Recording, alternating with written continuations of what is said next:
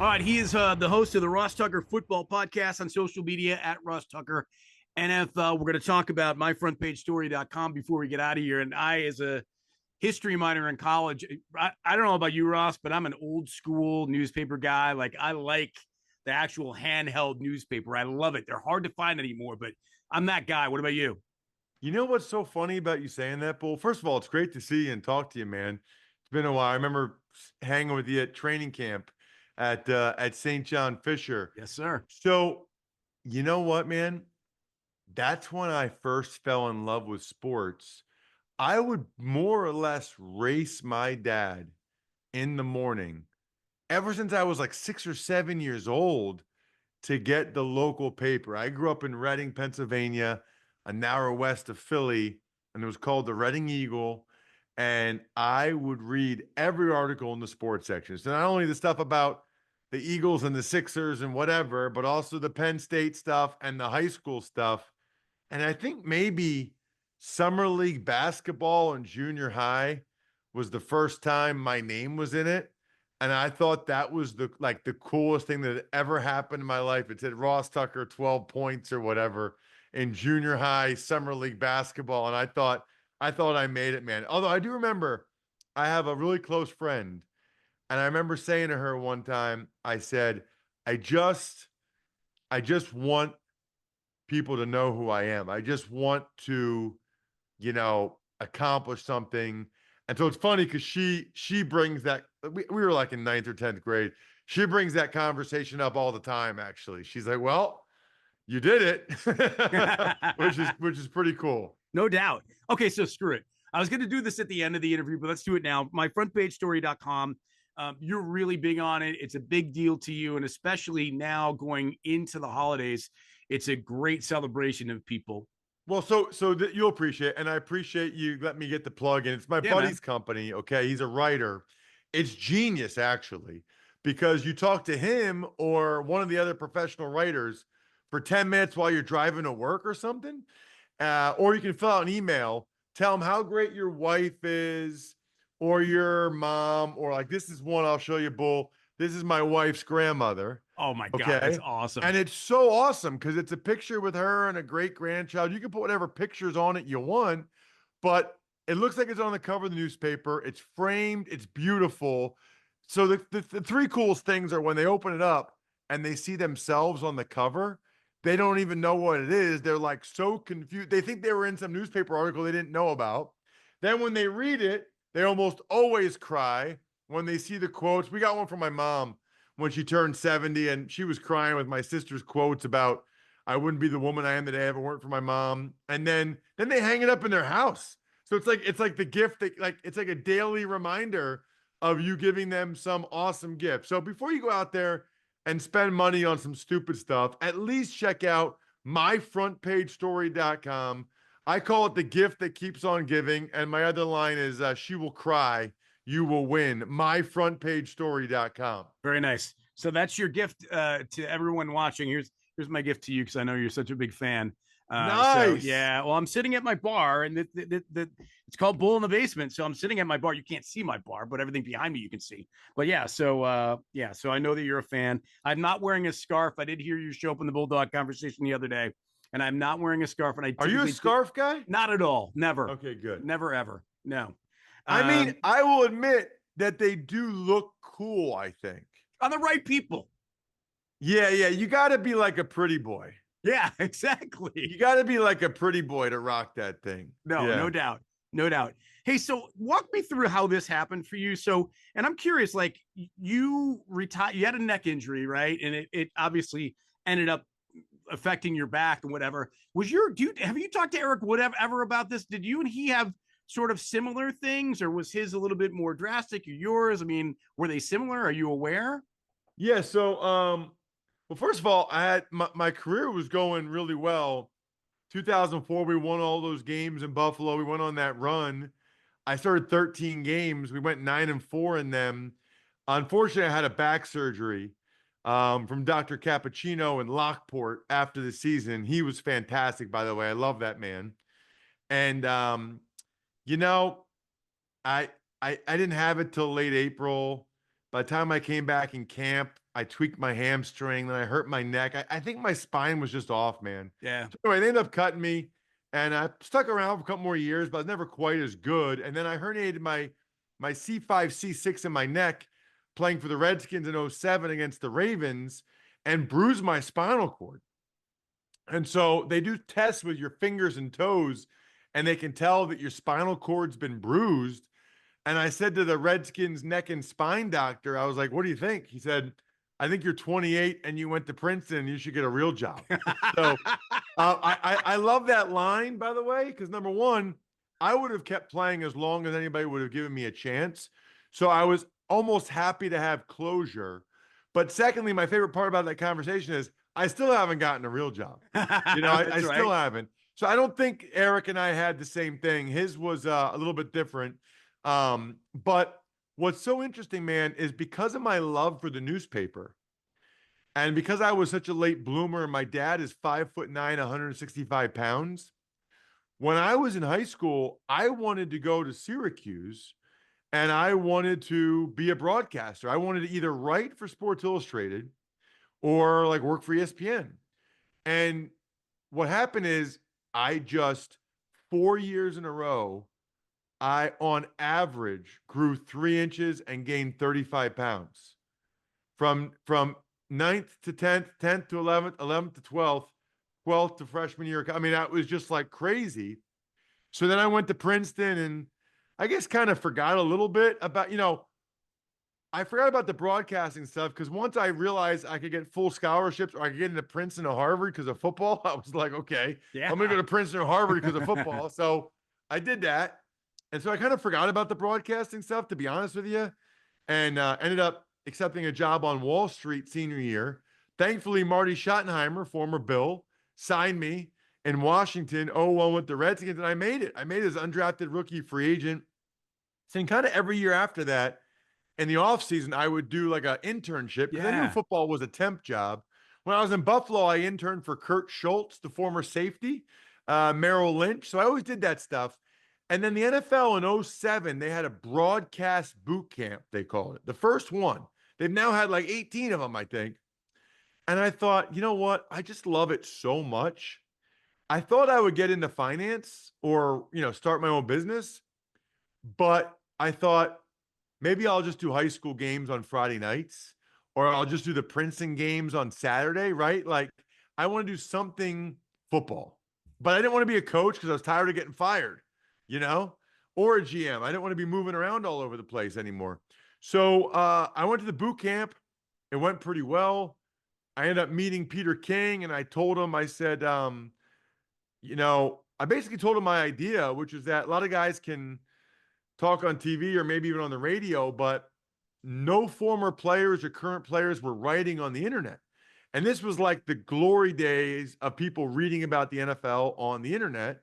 As the transition away from newspapers happened. He loved it. I had to write so many papers at Princeton, man. Like I wrote a 128-page oh my God senior thesis on Title IX gender equity in college athletics. Like, wow. I can easily write 800 words on what it's like at the bottom of a pile in a fumble. You know what I mean? Something like that. So he loved it. I wrote Monday Morning Quarterback for him after I hurt my neck.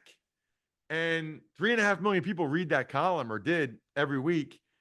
Within a couple weeks, I had offers from Sports Illustrated to write, Comcast for TV, Sirius XM for radio, and then Princeton had held the color analyst job for the radio in case I got cut.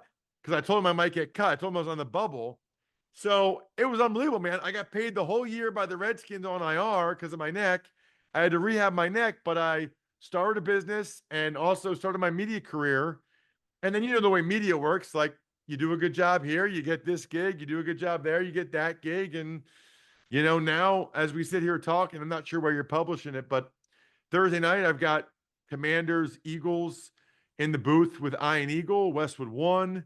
Friday morning, I'll get on the first flight to Miami. Sunday, I'm in the booth for Raiders, Dolphins for CBS on Sunday. Tuesday, I'll drive out to Cleveland. I'll do Akron, Kent State, Maction. All right. For CBS Sports Network. I'm a sicko, dude. Like I used to say on my show, I have the disease. Like I love football almost like it's a family member.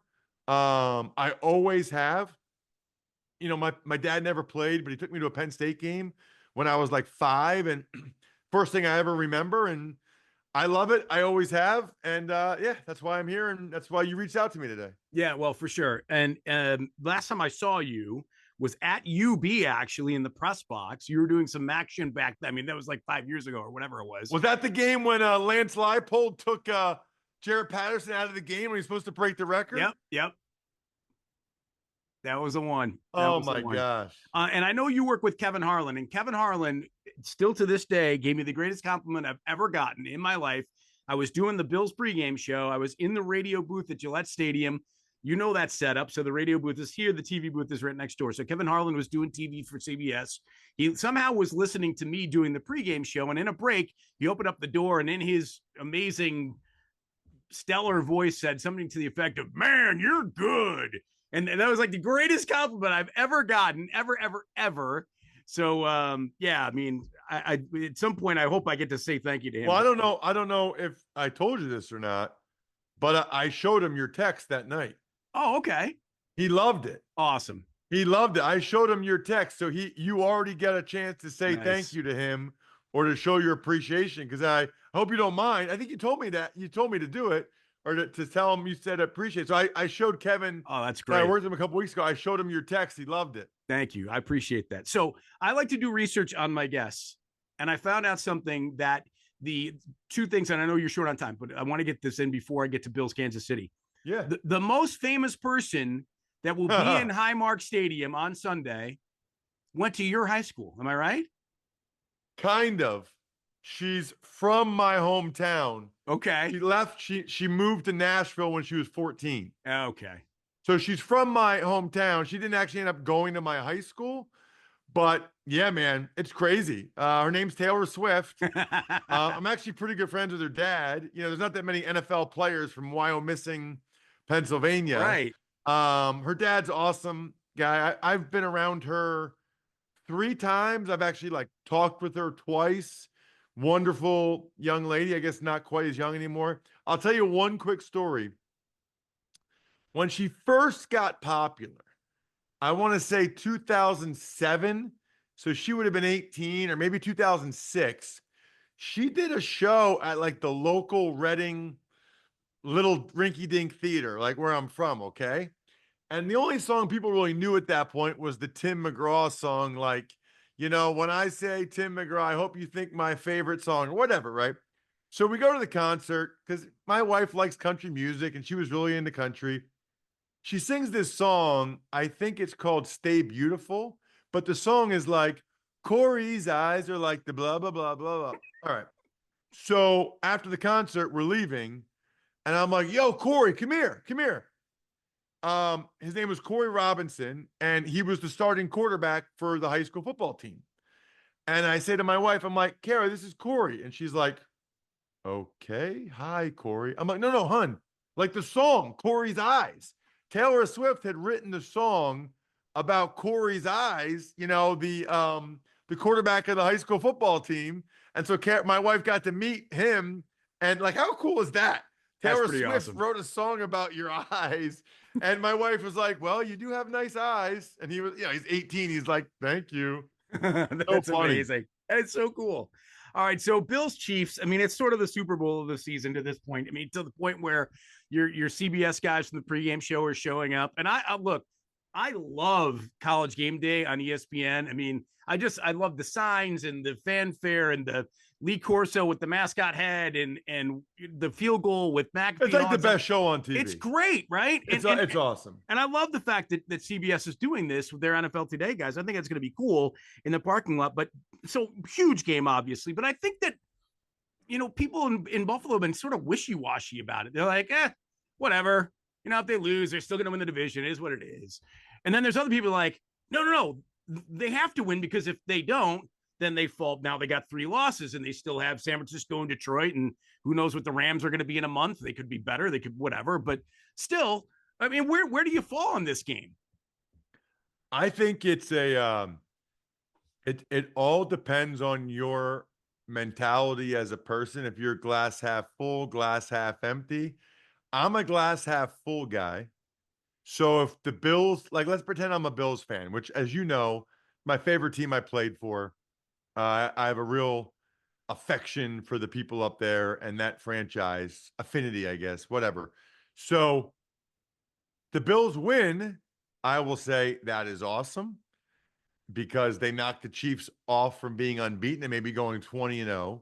And it gives the Bills a legitimate chance to maybe get the number one seed, which is a positive. And it helps the confidence that they can beat them. If the Bills lose, I will say, well, now they got a better chance to beat them in the playoffs when they play again. like either way, because I'm just a positive person. That's just how I am. Either way, I will be able to spin it as a positive, no matter what the outcome of the game is for the Bills, because we all know that they've played a lot in the regular season. The Bills have won most of those. They played a lot in the playoffs, and the Chiefs have won all those. I think it's really hard to win both. Really hard to win both. You can do it, but it's hard. So you got to win the game for the seeding, and you don't even know if you'll play them in the playoffs. The Ravens might beat them or vice versa. You know what I mean? You don't know that, but that's how I would spin it anyway, Bull. So if you were, it sounds like, I don't know. I can't tell if you're willing to make a prediction or not. Sure, I don't care. I'll make a prediction. I think it's Bills 24, Chiefs 20. Okay. Bills 23, Chiefs 20. Something. I think I don't think the Chiefs are going 20-0. I think this would be the game that they would lose. So I think that they will lose. I think the Bills will win. The place will be going crazy. It's in Buffalo. This would be the game that the Chiefs would lose. So I think the Chiefs will lose. That said, I think they probably will play against each other again in the playoffs, and I will be picking the Chiefs in that game. That's not what I'll be hoping happens, but everybody will be picking the Chiefs in that game, right? Like, until the Bills show they can do it, I'm not going to, no one's going to believe they can do it. But guess what? That's what we said about Steve Young and the Niners until they finally took down Aikman and the Cowboys. That's what we said about Peyton Manning and the Colts until they finally took down Brady and the Patriots. It's time. This isn't the game. The game in the playoffs is the game, but it's still time for Josh Allen and the Bills to take down Patrick Mahomes and the Chiefs. You said it, my man. Ross Tucker Football Podcast, social media at Ross Tucker NFL, and myfrontpagestory.com for a holiday gift, folks. Dude, great to see you, man. I really appreciate you taking the time, you and your gazillion followers and everything that you're doing, college and pro football and podcasting and all that stuff. You're the best. And I hope we can do this again. My pleasure. Thank you for having me. Thank you for the kind words. And if anybody does go and get a story at myfrontpagestory.com, email me, ross@rosstucker.com. I'll send you something signed, maybe something Bills. I'll send you something signed if you get a story. So now you have even more incentive to do it. Beautiful. All right, man. Thanks. I appreciate it. We'll be looking, we'll be watching, we'll be following, and all that great stuff. Good to see you, man. Be well. Likewise. Thanks, Bull. You got it.